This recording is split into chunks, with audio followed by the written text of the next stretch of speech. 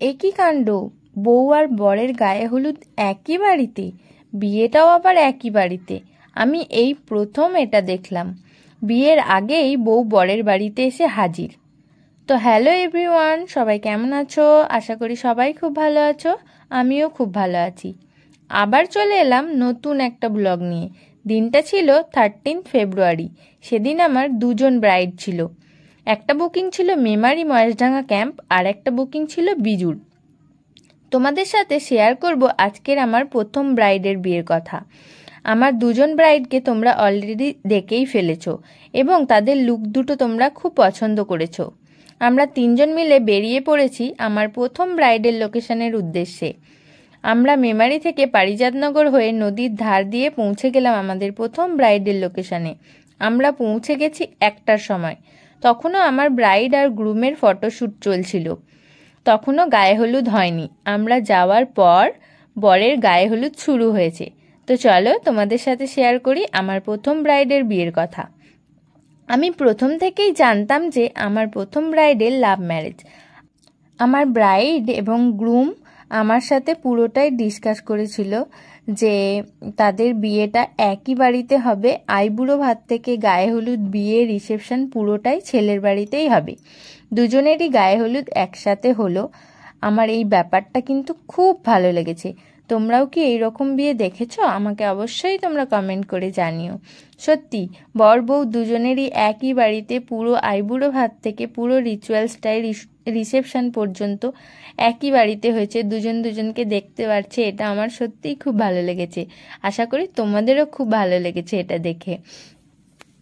আমার ব্রাইডের গায়ে হলুদ যেহেতু দেরিতে হয়েছে, তাই ব্রাইড সাজতেও বসেছে অনেকটা লেটে।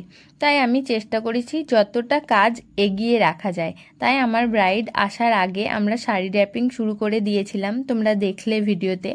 তো শাড়িটা ড্র্যাপিং করা থাকলে আমাদের অনেকটাই সুবিধা হয়, ব্রাইডকে খুব তাড়াতাড়ি আমরা শাড়িটা পরিয়ে নিতে পারি। আমরা সমস্ত প্রোডাক্ট সাজিয়ে নিয়েছিলাম এবং আমার ব্রাইডকে জিজ্ঞাসা করছিলাম সে কেমন সাজতে চায় আজকের দিনে।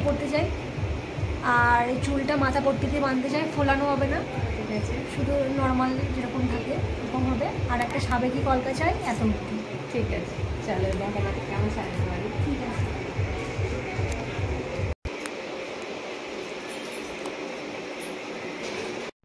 আমি তারপর মেকআপ শুরু করে দিয়েছিলাম এবং রূপসা হেয়ার ক্রিম্পিং করতে শুরু করেছিল। দুজন মিলে কাজ করলে কাজটা তাড়াতাড়ি কমপ্লিট করে আমরা সেকেন্ড ব্রাইডের কাছে যেতে পারবো। আমি আমার প্রথম ব্রাইডের লুকটা পুরোটা আমার ব্রাইডের পছন্দ মতো করার চেষ্টা করেছি।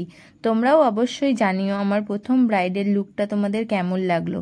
আমার তো খুব ভালো লেগেছে। আমার ব্রাইড এমনিতেই খুব মিষ্টি ছিল। আমার বেস মেকআপ প্রায় কমপ্লিট হয়ে গেছে। আই মেকআপ ধরেছি। তো আই মেকআপটা একদম নিউডের মধ্যে চেয়েছিল আমার ব্রাইড। তো আমি চেষ্টা করেছি আই মেকআপটা একদম নিউডের মধ্যে রাখার, এবং মেকআপটাও খুব সিম্পল চেয়েছিল। তোমরা শুনেইছো, মেকআপটাও খুব সিম্পল রাখার চেষ্টা করেছি। আর চোখগুলো আমার ব্রাইডের যেহেতু খুব সুন্দর ছিল, চোখগুলো টানা টানা করতে বলেছিল, তো আমি চোখগুলোও কিন্তু খুব সুন্দরভাবে টানা টানা করার চেষ্টা করেছি। কারণ ব্রাইডাল যে লুকটা হয় সেই লুকটা কিন্তু টানা টানা চোখ না হলে ভালো লাগে না। তো এমনিতেই তোমরা দেখেছো আমার ব্রাইড কতটা মিষ্টি।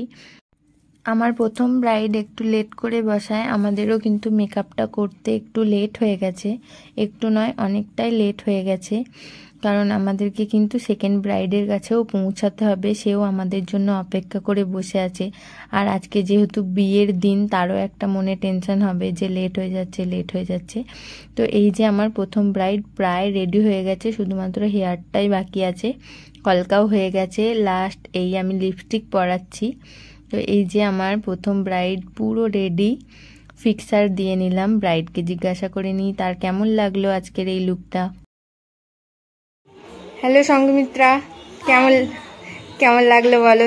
খুব ভালো লেগেছে, সব থেকে ভালো লেগেছে আমার কলকাটা, খুব সুন্দর হয়েছে। আর লুকটা খুব সুন্দর হয়েছে। আচ্ছা, পুরো লুকটা দেখিয়ে দিই। আই ক্লোজ করো, বন্ধ করো একটু। তুমি যেমন চেয়েছিলে সেরকম হয়েছে। আমি এই প্রথমবার মেকআপ আর্টিস্টের কাছে সাজলাম, তো প্রথমবার সেজে আমার ভীষণ ভালো লেগেছে। Thank you. আমার প্রথম ব্রাইডকে রেডি করতে প্রায় 4:30 মিনিট হয়ে গিয়েছিল, কারণ ব্রাইডের বসতে অনেকটাই লেট হয়েছে। তো আমরা তাড়াতাড়ি প্রথম ব্রাইডের লোকেশন থেকে বেরিয়ে আমার সেকেন্ড ব্রাইডের লোকেশনের উদ্দেশ্যে রওনা দিয়েছি। সেকেন্ড ব্রাইডের লোকেশনে পৌঁছাতে অনেকটাই লেট হয়ে যায়। আমার সেকেন্ড ব্রাইড ছিল আমারই স্টুডেন্ট জয়ন্তী। আমরা পারহাটি দিয়ে বীরজুর পৌঁছাবো, আমরা পারহাটির কাছে চলেই এসেছি। আর আমি আমার ব্রাইডের বাড়িতেও পৌঁছে গেছি। তো ব্রাইডকে জিজ্ঞাসা করে নিই ব্রাইড আমার কেমন সাজতে চায়। অনেক জোরে জোরে বক্স বাজছিল বলে আমি আমার ব্রাইডের ভয়েসটা নিতে পারিনি। তো জয়ন্তী পুরোটাই আমার ওপর ছেড়ে দিয়েছিল যে ও কেমন সাজতে চায়। পুরোটাই কিন্তু আমাকে বলেছিল যে আমি যেন সুন্দরভাবে তাকে সাজিয়ে দিই। আমি জয়ন্তীকে সময়ের মধ্যে রেডি করার জন্য ওর মেকআপ স্টার্ট করে দিয়েছি। জয়ন্তী এমনিই খুব মিষ্টি দেখতে, মেকআপের পর আশা করি আরও মিষ্টি দেখতে লাগবে। তো আমার বেস মেকআপ কমপ্লিট হয়ে গেছে। এরপর আমি পাউডার দিয়ে খুব ভালোভাবে মেকআপটাকে সেট করে নিচ্ছি। তো আমার সেকেন্ড ব্রাইডের ফুল লুকটাও তোমাদের সাথে শেয়ার করব। তোমরা কিন্তু অবশ্যই প্রথম থেকে শেষ পর্যন্ত আমার ব্লগটা দেখো, এবং আমার দুজন ব্রাইডকে তোমাদের কেমন লাগলো তোমরা সেগুলো কমেন্ট করে অবশ্যই জানিও। আমার দুজন ব্রাইডেরই স্পেশাল দিন ছিল আজকে, দুজনেরই বিয়ে ছিল। তো দুজনকারই ব্রাইডাল লুক হয়েছে। দুজনকেই টাইমের মধ্যে আমরা রেডি করে ফেলতে পেরেছি। দুজনকে টাইমের মধ্যে রেডি করার চক্করে আজকে আর আমাদের কিছু খাওয়া হয়নি সেরকম, তাই আমাদের খুব খিদে পেয়ে গিয়েছিল, তাই আর কিছু ভালো লাগছিল না।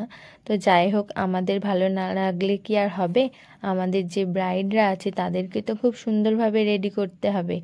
তাই আমরা আমাদের ব্রাইডদের খুব সুন্দর যাতে সাজাতে পারি তাই মন দিয়ে কাজগুলো করেছি। তাই আমার সেকেন্ড ব্রাইডকেও ওর স্পেশাল দিনে ওর মনের মতো করে সাজিয়ে তুললাম। তোমাদের সাথে সেকেন্ড ব্রাইডের রিভিউটা শেয়ার করতে পারলাম না, কারণ খুব জোরে বক্স বাজছিল। তোমরা অবশ্যই কমেন্ট করে জানিও আমার দুজন ব্রাইডকে কেমন লাগলো তোমাদের। আমরা সব শেষে রাতের ডিনারটা কিন্তু করে ফেললাম, কারণ প্রথমেই বলেছি তোমাদের যে আমাদের খুব খিদে পেয়েছিল। তো চলো, সবাইকে টাটা। মা জগদ্ধাত্রীকে প্রণাম জানিয়ে আজকের ব্লগটা এখানেই শেষ করলাম। সবাই ভালো থেকো, সুস্থ থেকো। আবার তোমাদের সাথে দেখা হবে কোনো একটা ব্লগে। নমস্কার সবাইকে।